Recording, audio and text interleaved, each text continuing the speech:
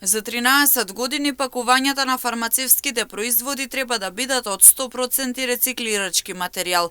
Процесот е предвидено да се одвива етапно, односно за 10 години во пакувањата треба да има 55% рециклирачки материјал пред целосно да бидат направени од 100% материјал за рециклирање.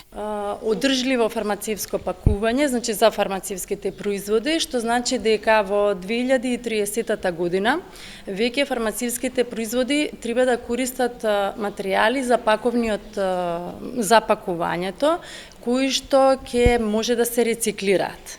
Од 2035 година ќе се прошири со тоа што материјалот за пакување треба да биде 55% рециклирачки, а веќе од 2038 година за сите фармацевски производи материјалот од примерно до терцијерно пакување ќе треба да биде комплетно рециклирачки. Целта за одржливи пакувања на фармацевските производи ќе биде со цел да се минимизира негативното влијание врз животната средина и да се овозможи максимално искористување на ресурсите, што представува една од главните цели на кружната економија и еден од клучните принципи за политика за еколошко, општествено и корпоративно управување.